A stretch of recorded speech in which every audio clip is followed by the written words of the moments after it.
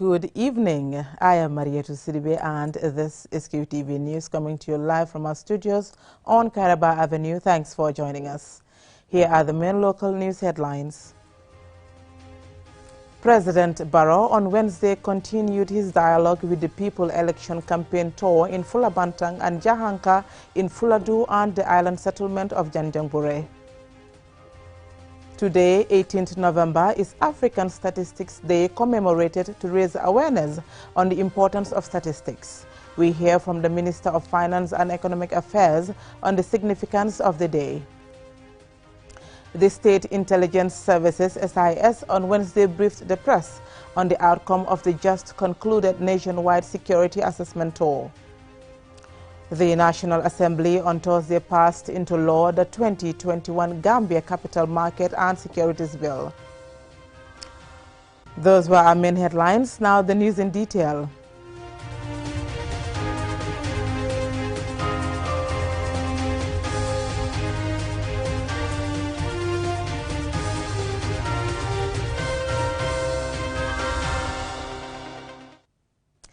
President Barrow on Wednesday continued his dialogue with the People election campaign tour with 3 successful meetings in Fulabantang, Lower Fuladu, Jahanka, Upper Fuladu and the island settlement of Janjanbureh.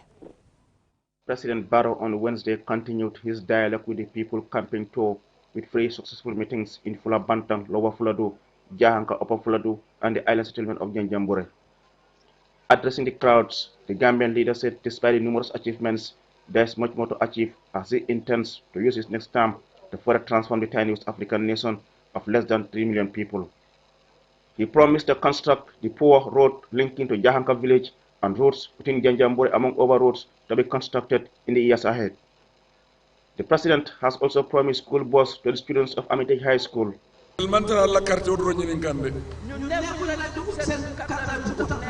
Allah ñaatota wala kumadan Allah carte otintel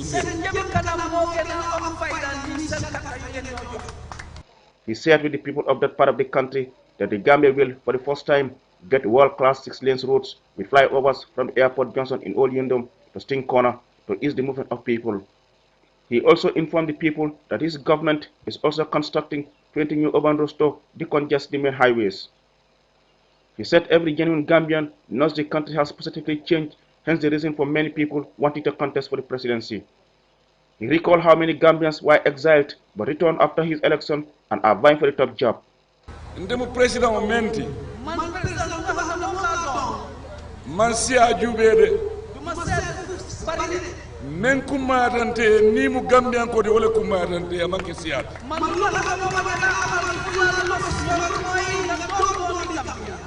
bankol me yalla ko quartier wuli monna bije wala quartier wuli tallul bije anal telbe kanyantante tek.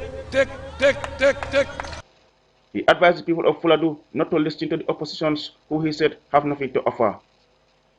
Hamad Nkeba, leader of the National Reconciliation Party, predicts more than 70% victory for President Barrow on December 4th. The veteran and outspoken politician, who is also the country's Minister of Tourism and Culture, called on their supporters to stay away from trouble and anything that can provoke them to act against the law.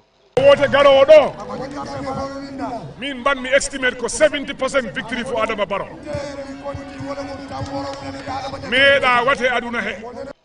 He said people must accept that power is ordained from God, citing he, Bah, and other politicians had tried over 2 decades but couldn't remove Yahya Jammeh, which President Barrow achieved in less than 3 months after expressing interest. Maimuna Bande, NPP's National Women Mobilizer, called on the people of Fuladu to join the Barrow's bus, which she said has in it the development projects. Mai Bande, who hails from the Fuladu district, implored on the people of Fuladu, particularly the women, to vote for President Barrow because, as he puts it, the NPP candidate is interested in youth and women development. She asked the people to exercise patience as developments will reach every household in the coming years. At the Fulabantang meeting, supporters of GDC party declared they were joining the President's National People's Party. The people of the area expressed delight at receiving the President and promised to give their votes to him for continuation of developments already started. Reporting for QTV News from Janjanbureh in the Central River region, I am Aliou Cisse. Today, 18th November, is African Statistics Day, commemorated to raise awareness on the importance of statistics in the socio-economic and cultural development of the continent. Abibatu Sise has more. The day is commemorated across the continent to raise the profile of statistics in planning, measuring and tracking progress, impact assessment and evidence-based decision-making. It also serves as a reminder to politicians and other high-profile government officials to take a leading role in providing sustainable funding for all the statistical activities in their countries. Mamure Njai, the Minister of Finance and Economic Affairs, says the theme for this year's celebration is in line with the African Union's theme, Arts, Culture and Heritage, Levers for Building the Africa We Want. And Africa We Want focuses on African cultural renaissance. It also calls for an Africa with a strong cultural identity, common heritage, values, and ethics. Furthermore, the promotion of local culture, natural heritage, patrimony, and their linkages with sustainable tourism occupies an important place in the Sustainable Development Goals. Minister Njai reveals that the United Nations adopted a resolution declaring the year 2021 as the year of creative economy for sustainable development, recognizing the importance that creative economy has in supporting developing countries. Available data has shown that African countries' total export of creative industries has more than doubled between 2004 to 2013. However, Africa's shares of the global creative economy remain very low, less than 1%. This may be due to the underreporting by African countries as a result of poor data sources. Today, the cultural and creative industries generate annual revenues of $2.25 billion and export over $250 billion globally. These sectors provide nearly 30 million jobs worldwide and employ more young people between the ages of 15 to 29. The finance minister says in order to recover from economic hardship caused by the COVID-19 pandemic, national statistical systems on the continent must transform and modernize to better equip and provide data and statistics to support socio-economic and cultural development in Africa. The impact of COVID-19 pandemic on NSS in Africa has been big and associated with financial, operational, and methodological issues, among others. The pandemic has also accelerated the quest for transformation and modernization of the NSS. With assistance and support from partners, NSS has developed and used alternative methods for data collection. Mamure Njai reminds the public that the Gambia will conduct its next population and housing censuses in 2023, with pre-census activities scheduled to begin later this year. For QTV News, I am Abibatu Sise. The State Intelligence Services, SIS, on Wednesday briefed the press on the outcome of the just concluded nationwide security assessment tour. This story by Loli M. Kamara is narrated by Abibatu Sise. As part of ongoing security sector reforms, the SIS, formerly the National Intelligence Agency officials, toured the country and met regional security heads to discuss security issues. The SIS also inaugurated new and refurbished structures at various regions across the country. Lamin Jadama, the Director of Reforms, Reorientation and Legal Affairs, said that from 2017, the SIS has been professionally and exclusively occupied with its core mandates of collecting, processing and disseminating information on national security. One of the things he did, which is a very good brainchild of the DG, is the putting together or the establishment of a directorate, a new directorate for reforms, reorientation, and legal affairs. Usman Sow, the Director General of the State Intelligence Service, says the SIS had started institutional operational reform processes since 2017 when targets were set. From day 1, 2017 onward, we need what we will call a horizon scanning. of the country, but also of the public opinions about the SIS, the newly born SIS then, and what was the public expectation. The realization was that the public was, both home and abroad, was quite disapproving of the modus operandi of the service. In other words, how the service was doing its business, which was seen to be done with excesses. Without burying our heads in the sand from day one. On operation strategy, the SIS Director General revealed that excesses were cut for the proper functioning of the service and explained the arrests made since 2017. In the way we've been doing business since 2017, we've not arrested, nor have we detained anyone. We, in other words, are also not missing the handcuffs, yet we are much busier.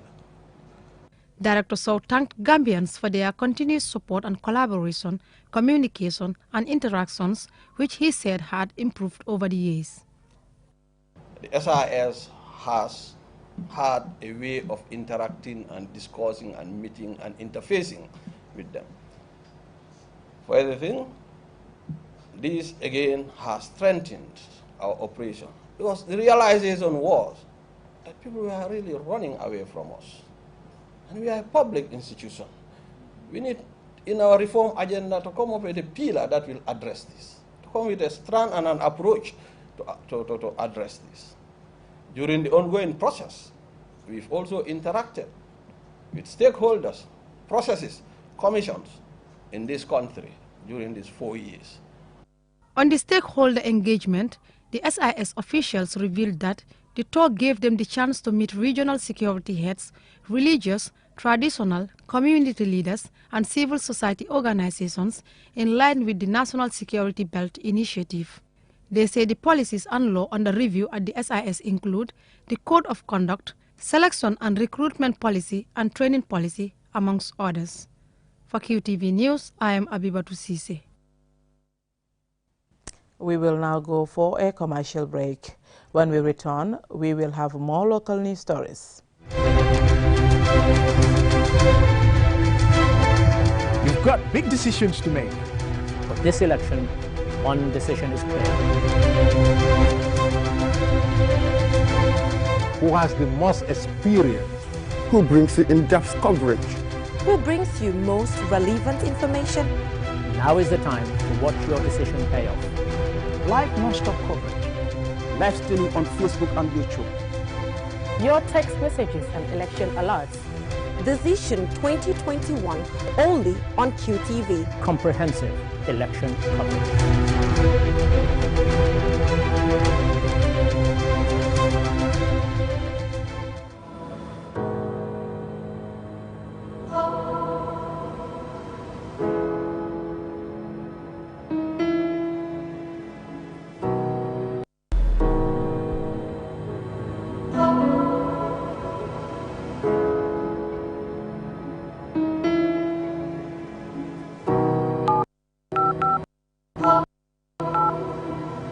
I am the light goddess.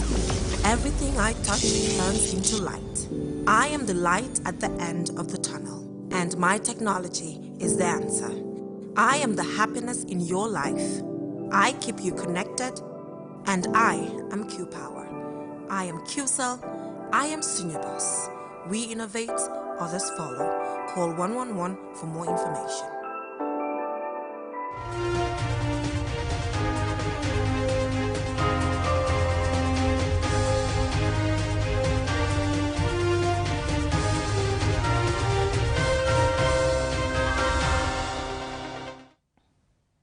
Welcome back. The National Assembly on Thursday passed into law the 2021 Gambia Capital Market and Securities Bill, which establishes a commission and a tribunal to regulate capital markets and provides a grievance redress mechanism for accountability. Momodo Lamin Choi reports. As signposted in his 2022 budget speech, the Finance Minister has introduced a Capital and Securities Market Bill for consideration by the National Assembly. This bill was introduced previously but withdrawn on technical grounds for resubmission in this sitting. It is introduced on this occasion with a certificate of urgency, giving it the chance to pass through all stages without adjournment in the same day. The Finance Minister, Mambouri Njie, explains the rationale of the bill. Honorable Speaker, the regulations of a capital market encompasses the regulations of securities. These rules enables the capital markets to function more competently and fairly. A well-regulated market has the perspective to boost additional investors to participate and contribute in promoting the development of the economy. Therefore, the draft bill, when passed by the National Assembly, will be the regulating document for the Capital and Security Markets Bill that is dynamic, fair, transparent, and efficient, and as well as placed to contribute to the nation's economic development. The Economic Times defines capital market as one where buyers and sellers engage in trade of financial securities such as bonds, stocks by individuals and institutions. This bill is a regulatory instrument which establishes a Capital Market Commission and a tribunal. The Capital Markets and Security Authority will be responsible for implementing the capital markets and security laws and will also serve as a quasi-judicial fact-finding body. Essentially, it will also provide the avenue for market operators against whom complaints have been made by investors and the authority alike to be heard prior to the determination of complaint by the tribunal. By establishing the regulatory framework of the capital market and securities in the bill, it aims to ensure accountability and provides a grievance redress mechanism and to promote sustainable economic growth in the Gambia. The tribunal, on the other hand, is established under the bill to adjudicate on any questions of law or disputes involving the following. A decision or determination of the Capital Markets and Security Authority in the operations and applications of the capital markets and security bills, and in particular relating to any disputes between capital market operators and their client, an investor and a security exchange or capital trade point or clearing and settlement agencies or capital market operators and self-regulatory organizations. The bill is passed with amendments after being subject to scrutiny at the Committee of the Whole House, followed by a unanimous vote by the NAMS. It is now left for the President's assent for enactment. Mohamed Lamin Choi, QTV News. Farafenni General Hospital last Wednesday held its third quarter maternal death review to assess its successes and challenges and how to improve maternal care in the hospital. This report by Don Williams is narrated by Babakar Sise.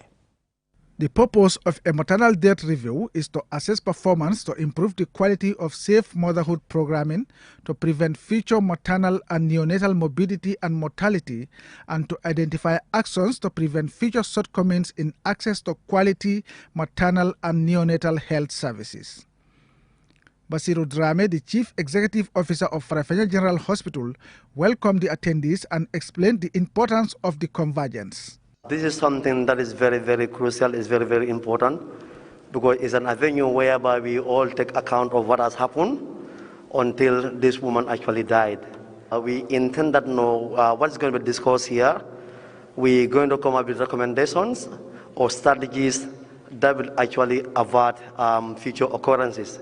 Ablai Jaju, the Regional Health Director, highlights some of the causes of maternal deaths. The main contributing factors include inadequate access to CMO facilities and also BMO facilities, lack of trained personnel in facilities, and of course transportation, mobility, from especially at community level to the nearest referral facility. Hypertensive disorder of pregnancy, that constitutes about 11%. And sepsis, of course, also contributes about 11%. The hospital registered 4 maternal deaths this year. Ablai Jame, an enrolled nurse midwife, explains. I'm to present on case 4. We start with biosocial data. The name of the patient is Miss W. Age is 18 years. There is history of abortion. It doesn't signify whether it's habitually or any other cases of abortion. Abdominal pain in the lower part. After 15 minutes of vaginal examination, she started bleeding with clots. Post-operative management.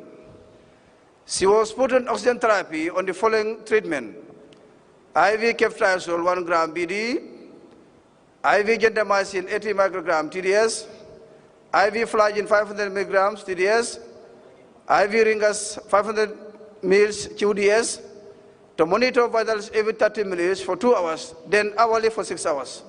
Dr. Ibrahim Kante, medical officer at the maternity ward, appeals to the public on blood donation.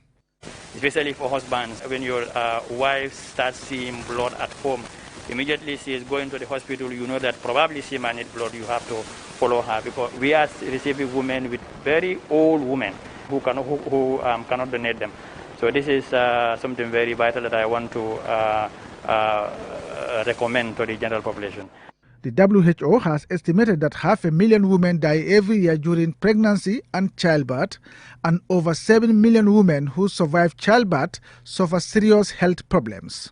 This review is very important to prevent preventable deaths and save lives. Babukar Sise, QTV News. A 60-year-old widow living in Basse Kabakama needs urgent overseas treatment after being diagnosed with life-threatening cancer which caused a tumor in the lower portion of her jaw. Fode Mane reports. According to a medical report from the Edward Francis Small Teaching Hospital, dated 16 August 2021, Adama Sajau reported to the hospital 8 months ago with a history of toothache in the lower left quadrant of her cheek. Following diagnosis, which revealed mandibular cancer in the lower jaw, she has been advised to seek overseas treatment for this life-threatening disease.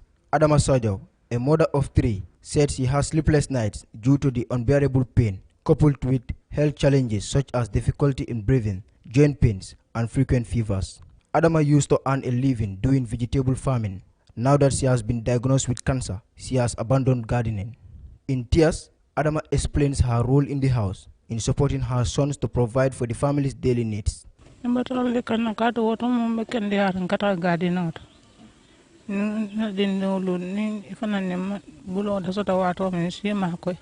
tired now. Before this sickness, I used to do gardening to help my children and family. Now, unless someone helps me with money, I don't get any. Burama Damfa, Adama's oldest son, tells of the struggles they endure to help their mother. Psychologically, everybody in the family is not okay. It has been very tough with the family, especially with us as children. So in our hearts we cry, and physically we cry. But sometimes we pretend to her that we are not crying. But emotionally it has not been easy. She's very caring, loving, and then she is very dear to our heart. Burama also discussed their financial constraints, which make it difficult for them to help their mother go for overseas medical treatment. Actually, I would not be able to give you the exact cost of that, because it's like we've not been recording that, but we've spent a lot of money. We've spent a lot of money to traditional healers, conventional treatments here in Senegal, both countries. Adama has been considered for post-operative radiotherapy overseas, but will cost $250,000.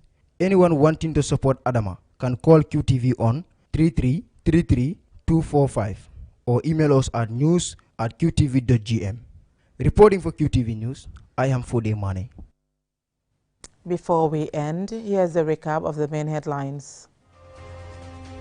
President Barrow on Wednesday continued his dialogue with the People election campaign tour in Fulabantang and Jahanka in Fuladu and the island settlement of Janjangbure. Today, 18th November, is African Statistics Day, commemorated to raise awareness on the importance of statistics. We heard from Mamburin Jai, the Minister of Finance and Economic Affairs on the significance of the day. The State Intelligence Services, SIS, on Wednesday briefed the press on the outcome of the just concluded nationwide security assessment tour. The National Assembly on Thursday passed into law the 2021 Gambia Capital Market and Securities Bill. That's all we have for you in this bulletin. Join us at 10 for another bulletin. Thank you for watching.